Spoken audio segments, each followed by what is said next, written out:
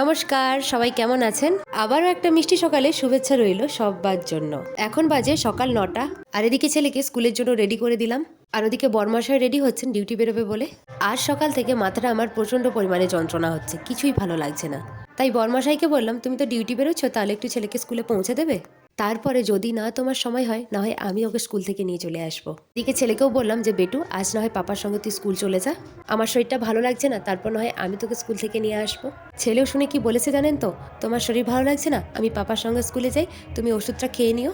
এই কথাটা শুনে ভীষণ ভালো লেগেছে। সত্যি ছেলে আমার কতই বড় হয়ে গেছে। এই প্রথমবার আমি ওকে স্কুলে পৌঁছতে যাচ্ছি না, জানি না ও স্কুলের সামনে গিয়ে কি রিয়াক্ট করবে। আবার না স্কুলে ঢোকার আগে বায়না ধরে বসে যে মাম্মি কোথায়। একটু তো টেনশনে আছি, যেহেতু মা হই, তাই না?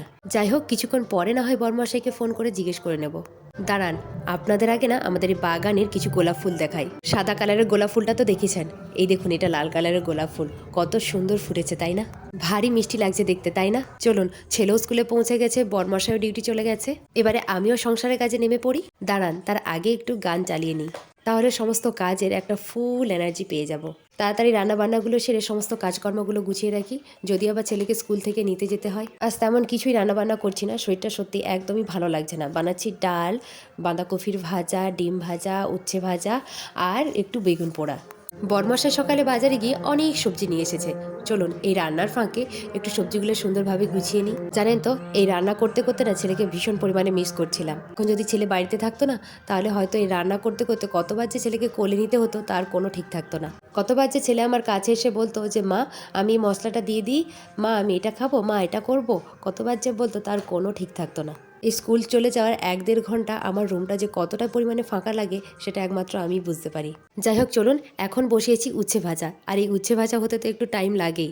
এই ভাজাটা হতে হতে চলুন একটু ঘরটা গুছিয়ে নিই। আর সত্যি এই গান শুনে শুনে কাজ করলে না একটু অন্যরকমই ফিলিংস হয়। ঠিক বিয়ের আগেও আমি এমনই করতাম, কতবার যে গান গাইবো, কতবার যে ডান্স করব তার কোনো ঠিক থাকতো না। আচ্ছা, আমার মতন আর কে কে আপনারা করেন বলুন তো এমন?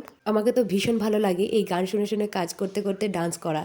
আপনারাও কারা কারা করেন বলুন তো, প্লিজ জানাবেন তো, ভীষণ ভালো লাগে কিন্তু। খুব মিষ্টি একটা গান শুনছি তো, তাই আর নিজেকে সামনে রাখতে পারলাম না।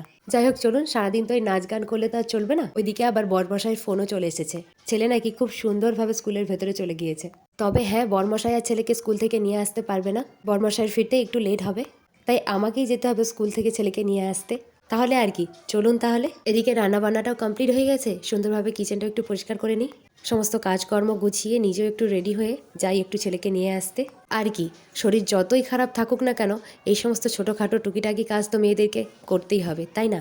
সত্যি মাঝে মাঝে ভাবি যে আজকে যদি আমি বাড়িতে থাকতাম, আমার এই শরীর খারাপের দিনে আজকের দিনটা অন্তত একটু রেস্ট নাও।